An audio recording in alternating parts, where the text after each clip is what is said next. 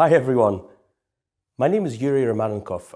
I'm the Executive Vice President of the Stockholm School of Economics Riga. I chair our executive programs mainly, but I also teach to the Bachelor students.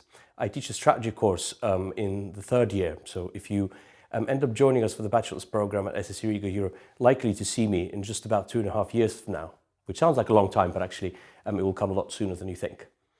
So I teach strategy, the heart of which is the case method. That's all I do with my students. So that's why today I'm here to talk about the case method that we apply in our admissions interviews, which many of you applying will hopefully find helpful. The case method is actually also just celebrated its 100th anniversary. So I'm especially excited to be seeing many of you soon discussing cases with you in our interviews. So I'm going to talk about two things. I'm going to talk first about why we use the case interview in our admissions process and what is it that we are trying to accomplish with it on the school's end. And then I'm going to give you a few tips on how to make the most out of your case interview with us. So why do we use the case interview, which we introduced a few years ago into our admissions process? The primary purpose of that is to get to know you as well as we can. Because in the admissions process, we know a lot about you. We've got your exam scores, we've got your various test results, we've got your motivation letter. But we want to really get to know the real you to make sure that you are well positioned to succeed at SSE Riga.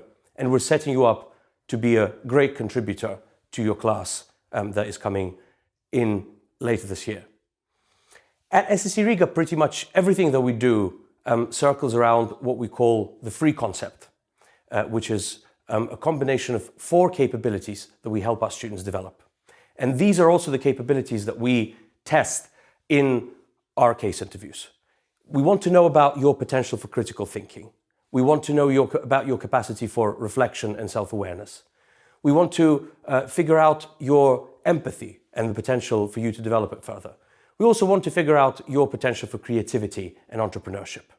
So all of these 4 things is something that we think positions you to succeed at SSE Riga. And just having a conversation about that theoretically would not really help us very much, which is why the case, a substantive conversation and solving a problem together with your interviewer can really be a bit of a lab for us to test some of these things to make sure that we've got the very best in our class every year.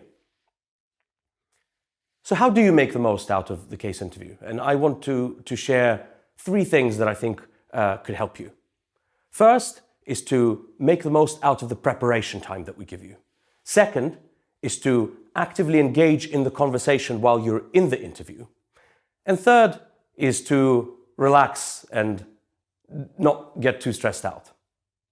So let's think about all of them separately. How do you make the most out of your preparation? The first thing, arguably the most important thing of all of them that I'm going to say, is make sure you read the questions and understand them before you do anything else. This is probably my most popular item of feedback, and many of my students would laugh at me because that's what I always tell them, is if you're not answering the right question, you're not going to have a meaningful conversation. So before you even open the case, make sure you've read the questions and you've got a sense of what you're looking for. And if you don't think you fully understand, have read them again and actually spend the time to make sure that you know what is it that you're going to be looking for. Your second step in the prep room is to digest the case. So you'll be given anywhere between 10 and 25 pages of materials, text, tables, charts, pictures, to look into while you prepare. I know that it is a little bit overwhelming the first time you do it. And in fact, it is a really good proxy for how the world works in a sense that we are always massively overwhelmed by all sorts of information coming in our direction. Whether you are an executive, an investor, a university professor, or potentially an undergraduate admissions candidate. So it's a normal thing that you're a little bit overwhelmed. So the way I recommend cutting through that complexity is to make sure that first you carefully read the introduction to make sure that the case context is quite clear to you. Then what I tend to do is I read the conclusion, the end of the case, to see, again, what kind of problems does that raise us? What is the case protagonist trying to resolve there? I then look at the exhibits to the case to really get a sense of what kind of data will be available to me and what kind of evidence can I produce to back my arguments in the discussion with my interviewer. And then the rest of the case, I tend to skim read to make sure that I know the basic facts, and that I actually, as I skim read it, I do it with the case questions in mind. So remember, your objective is to form a view on the case questions and get a general sense of the case. It's not really to memorize the case or be able to recite every fact in it. So really, there's not necessarily any point in reading every single word beginning to end particularly deeply. The idea is to get the context, understand what data you've got available to you, and then read the rest of it to sort of look for answers to the questions that we've given you in prep. And then after you've done that, or maybe for some people, as you do it, people do work differently on this, is I really recommend that you write down, for every case question, maybe 2 to 3 points, 2 to 3 arguments that you would like to make in response to that question. And for every argument, make sure that you look for evidence to prove it, for which the case will have plenty. Feel free to quote numbers, feel free to quote facts, feel free to notice maps that you may have seen in the exhibits that you'd like to show your interviewer to illustrate your point. Evidence is very important to be fact and science minded. It's very important for your critical thinking, which is why don't forget that bit when you prep in the prep room. So that's about how you prep. That's what happens before you actually have the conversation. So the second topic I want to talk about is I want to encourage you to actively engage in the conversation while you're there. You'll find that you're only going to have one interview, but different interviewers will have different styles. So no single interview will be exactly the same, and no interviewer will run it exactly the same. It is not a script. It's a living conversation. And the real purpose of it is to have a dialogue with you, to learn about how you think. So remember that when you're there, that it's not going to be a Q&A session. It's going to be a dialogue where, together with the interviewer, you're trying to solve a problem before you that's presented in the case. I suggest that you actively listen to the interviewer because, again, remember, you may not necessarily be asked exactly the same questions that were there in the prep room. The questions in the prep room are there to help you understand the problem and come up with some basic arguments, but your conversation can go a number of different ways. So don't be thrown by that, and try to make sure that you understand what the interviewer wants out of that conversation. But equally, don't be afraid to ask questions or clarify. If you're not sure where your interview is going, if you'd like to check whether they think your argument makes sense, feel free to ask them. Here's what I think about this. Here's some evidence that I've got for you. Do you think that makes sense? Is there anything I'm missing? It's a perfectly normal part of conversation that we have with our students all the time. And that's also true of the admissions interview. And similarly, don't be afraid to volunteer your own thinking.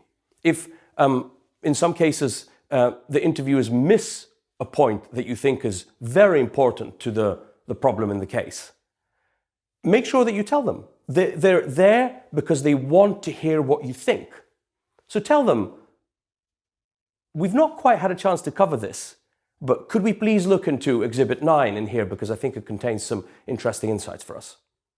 That is absolutely normal practice. So while you'll find that the interview will most likely take a lead on that conversation, it's great if you can also proactively volunteer some of your thinking, especially if you think that the conversation may have missed out on some of the points that you wanted to make.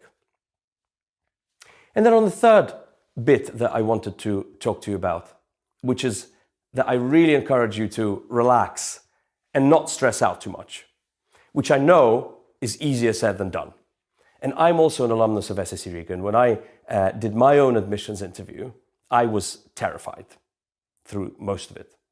And what you need to remember is that it's only part of your assessment. There are plenty of other data points that we have on you, and an interview is an important, but not the only one. So you may be able to get a positive decision, even if the interview did not get exactly the way that you wanted. Equally, the interview could have actually gone very well, even if you didn't think so coming out of the room. When I came out of my own interview, I thought the interview went terribly, but it turned out being absolutely fine. The other thing to remember, which will help you hopefully to not stress too much, is that the case interview is absolutely not a quiz.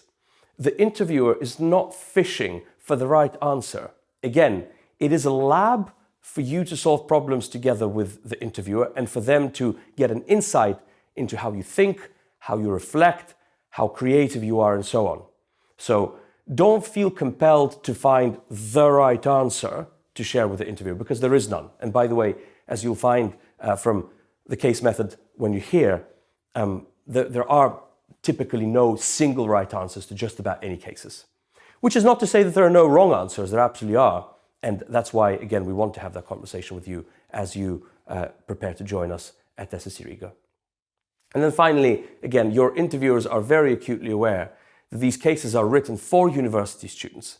This is a bit of a fast forward of you as a candidate into the SSE Riga experience. So they know that you're likely doing it for the first time. They know that this is not something you're particularly experienced with, and they fully take it into account when they assess it. So the important thing is for you to really be able to have a good conversation and not to generate some breakthrough insights that the interviewer would not have thought about before. Although I have to say, quite often I do come out of admissions interviews thinking, oh, I haven't quite thought about that. But that person had some very interesting thoughts. And these are the people that I then really enjoy working with when they're in my classroom. And that's why I actually find the admissions process also so rewarding for me. So with that, make the most out of your preparation, actively engage in the conversation, and then try to not stress out too much. And things are going to go just fine. I'm really, really looking forward to meeting many of you in the interviews and later on in my classroom. With that, thank you very much.